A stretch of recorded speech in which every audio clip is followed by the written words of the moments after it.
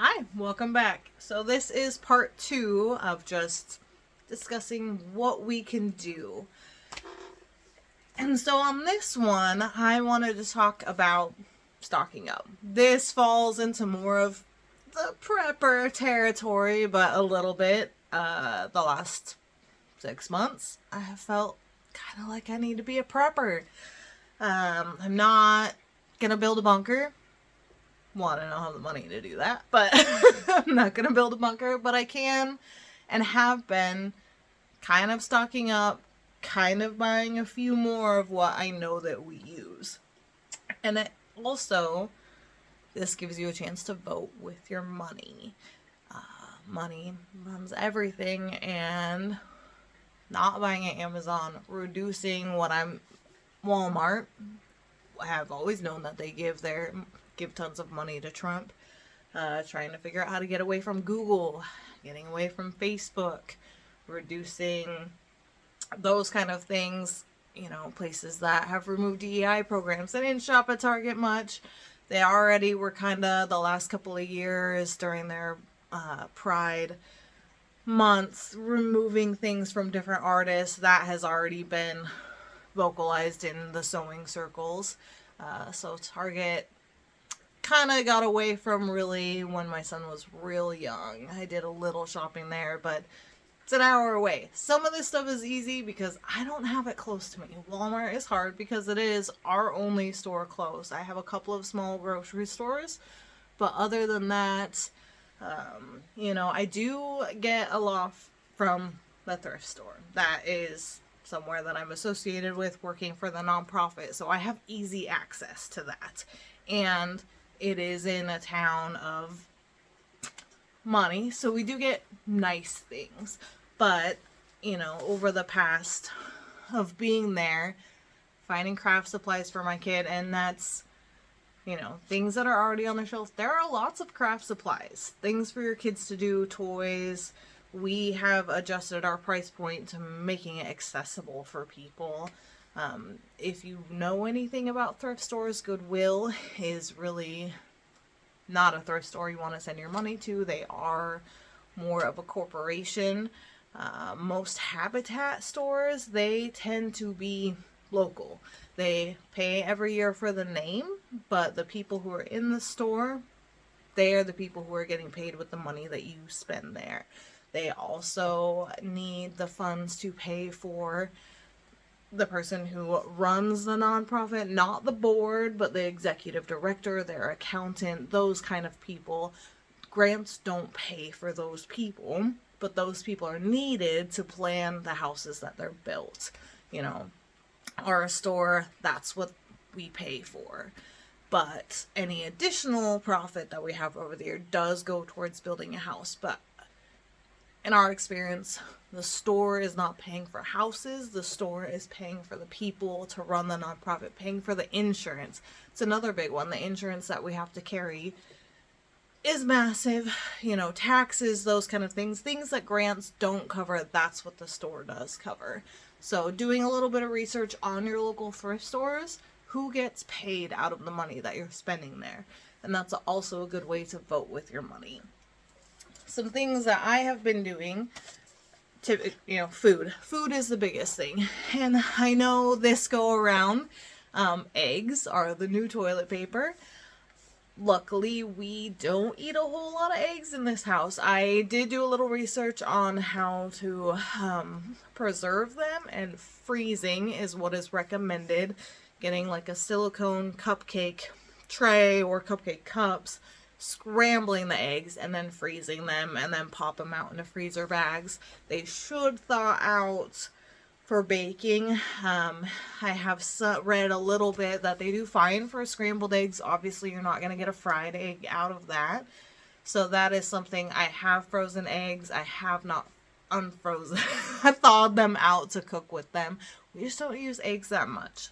My dozen or 18 that I buy typically lasts us a month and a half, 2 months. I have always had chickens. My oldest chicken right now is 10. She does not lay eggs anymore, and then I have 2 others, and I think one of our chickens lays eggs in the fall, winter, and spring. So, of course, right now when we're 1 degree at night, her eggs have frozen. But I have chickens with no expectations of eggs. They are pets. They are happy, they're comfortable, they have a nice pen, those kind of things. So that is not one that we're as concerned about. They're nice to have. There are substitutes that you can use, which there are a lot of resources online of what you can substitute eggs with depending on what you are cooking. Obviously, they are not going to be the same, but in a pinch, they will work. Our biggest thing was coffee. I love coffee. I believe I am on my maybe 3rd pour over today. It is the weekend. I'm splurging. But I thoroughly enjoy coffee. That is the only vice that I have left. And so when there was concerns about tariffs going on Colombia, I did go and spend $100 and I bought 15 pounds of coffee. We will use them though. I know that we probably go through 3 pounds a month. So one of those bags, I've got 5 months worth of coffee right now. Put them somewhere cold and dark and get them tucked away and rotate through them. I think the biggest thing with having, they call it a deep pantry, is rotating through it. And that's something that I have been working on. I know we eat a lot of pasta. I buy a lot of different kinds of pasta, work through them, buy those again. So what I've been doing the last few months is if I have something, I know that we will use it, I'm buying a second one of it. So that's not much, but it is something, Contact solution. I needed a new bottle. I bought 2. Allergy meds. I just bought 2. Flonase. 2. So having a backup and then replacing that backup when you take one of them. It is a privilege to have the space to do that. And I totally get that. I have bins. We have terrible storage in our bathroom. So I have those little plastic shoebox bins underneath, and I have one for, our Q-tips, pads, tampons, backup razors, the 5 deodorants that seem to pile up for my husband because he gets several every Christmas and then goes and buys another one because he forgets about it. Backup things of toothpaste. We all have the Sonicare Oral-B toothbrushes. I have multiple replacement heads for those. So just slowly over time building backups of things.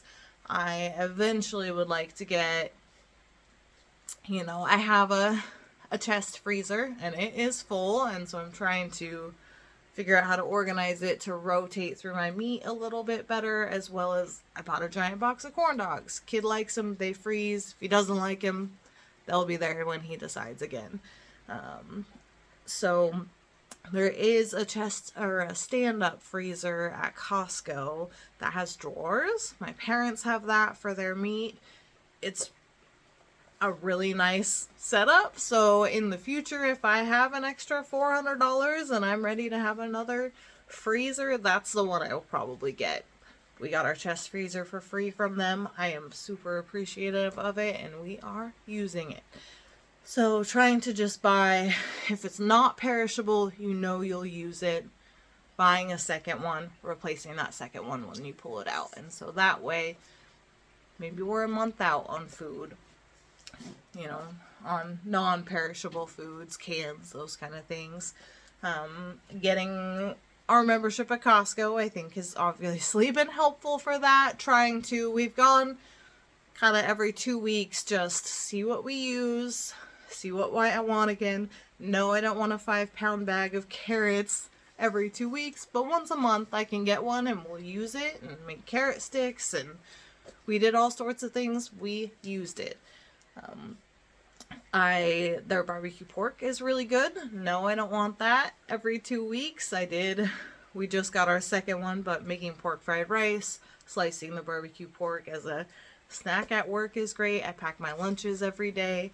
So kind of figuring out a routine with that and how you're using things and what you can replace. I have a ton of rice. The coffee, when I do open a bag, because it is such a big bag, I split it off into large jars. And then that way it's sealed up in jars. I just go through them and then open a new bag and refill the jars when it's time. So those are kind of some things to think about, as well as entertainment. And this came up, of course, during COVID. Puzzles. We really enjoy games. So I've been kind of picking up some games as I see them. Books. You probably heard, I'm trying to think what state it is potentially enacting, banning some of the smut books that people enjoy. ACOTAR, things like that. So there are resources online for your Audible books, how you can download those into MP3s and have them on your computer. You see, this is Oliver enjoying the snake heat lamp. So he's sneaking his way in there. And, I have some books on like homesteading and living off your land for a year, those kind of things, resources that maybe for some reason I can't get them. So thinking about what books you have online and how you can download them to MP3 so that you own them. Because the problem with online, what if that resource goes away? What if for some reason they delete them? Unfortunately, everybody is owned by something. I would like to, there's subreddit for DGoogle is what they call it. Google donated money to the Trump inauguration. I give them money every month to store my pictures. I need to get a external hard drive. I need to download those, and I need to stop spending money with Google on those. My $12 a month maybe doesn't make a difference, but it's still my pictures that I own, that I have now just placed with them and trust that I can get them back. So it's, again, not everything all at once. Baby steps. Write it down maybe in a notebook, some different things that you're thinking about, how you can deal with it. But definitely preparing for being a little more self-sufficient. Luckily, where I live, we have had to plan that. I don't have fast food. I don't have a store just down the way. I'm lucky we have a Walmart. We do have a Safeway as well. I do shop them for produce sales. I can get really nice produce when it's on sale. Otherwise, they're quite expensive. We do have one of the most expensive Safeways in the state. I wouldn't be surprised if it's the most expensive on the West Coast. But, so those are, again, things to think about. How we can prepare our home, our pantry, ourselves. For puzzles, games, books, check your thrift stores. Sometimes, I get a puzzle for my kid. It was $1. It's a giant puzzle. Yeah, it's missing a piece. We had fun. It was worth $1. He'll take it apart and redo it again, and we'll discuss that piece. But, I didn't count it. That's my bad. But we've gotten plenty of games that we've really enjoyed as a family. I have gotten most of my books there, reasonably priced. Our store, we also put out a free bookshelf. So, kind of like those little libraries, which when we do have extra books, especially for kids, I do go and fill other little libraries, and eventually I would like to put one in our town. Since we don't have one in our town, we have a fantastic library. We got so lucky with our librarian, but having a little library with us being right by the school, I think would be really nice. So I will see you on the next one. Thank you.